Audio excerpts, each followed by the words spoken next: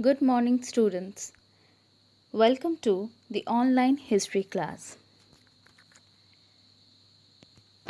In the last two classes, we read feudalism in medieval Europe. Today, too, we shall continue with the chapter. In today's lesson, we will read section 7.7.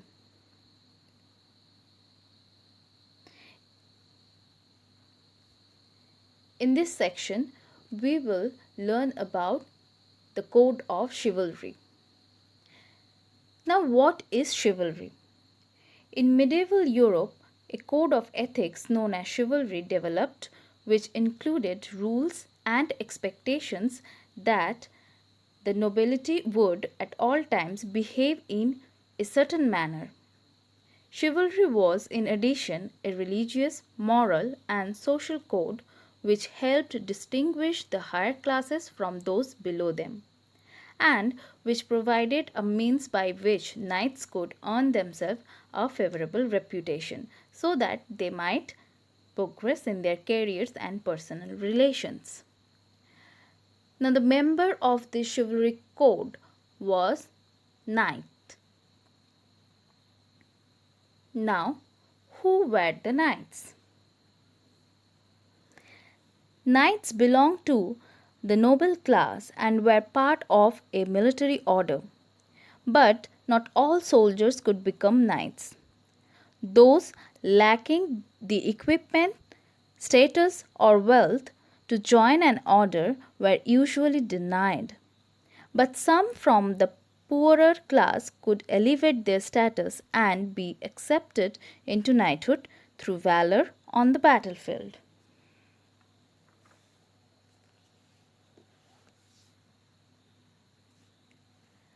No doubt, many young men growing up in the Middle Ages dreamed of becoming a knight, but only a few could afford to become knights. The first requirement of a knight was someone who could afford a knight's weapon, armor, and war horse. The title of knighthood was gained after crossing different stages, that is, of page, squire, and then they get the title of knight.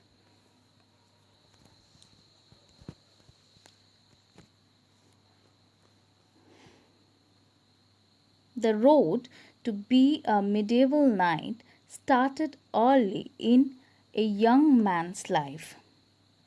When a boy, or more likely his parents, decided that he wanted to become a knight, he would go to live in the household of a knight when he was 7 years old. As a young page, he basically was a servant for the knight, performing tasks such as serving meals, cleaning his clothes, and carrying messages.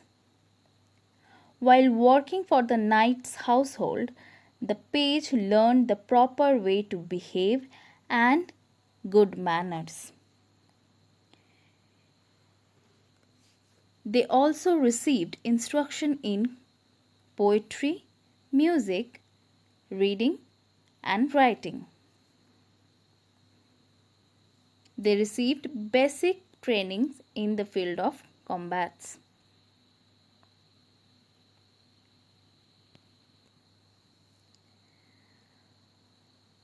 Around the age of 15, the page would become a squire.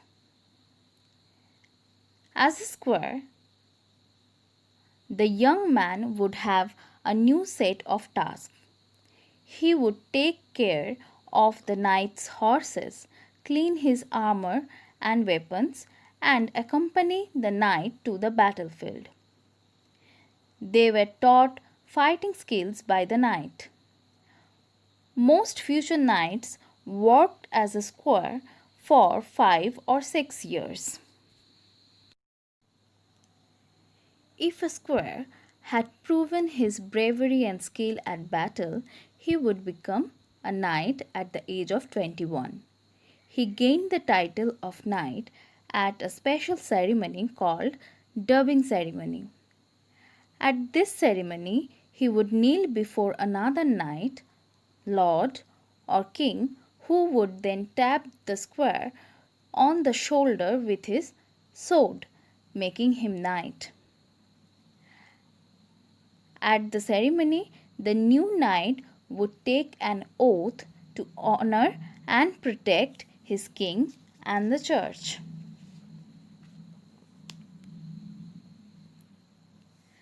Now, what are the different expectations from a knight? The code of chivalry was the code of conduct followed by the knight during this medieval period. A knight pledged loyalty to their lord, promised to be brave in battle and protect the church and those weaker than themselves, and to be courteous to noble women. A knight's code of conduct included mercy, humility, honor, sacrifice, faithfulness, courage, and graciousness. The code was to be followed at all the times. That's all for today. We shall continue with this chapter in the next lesson too. Now open your history book and read section 7.7. If you have any queries, you can clear your doubts by mailing me in the given mail ID during the class hours. Thank you.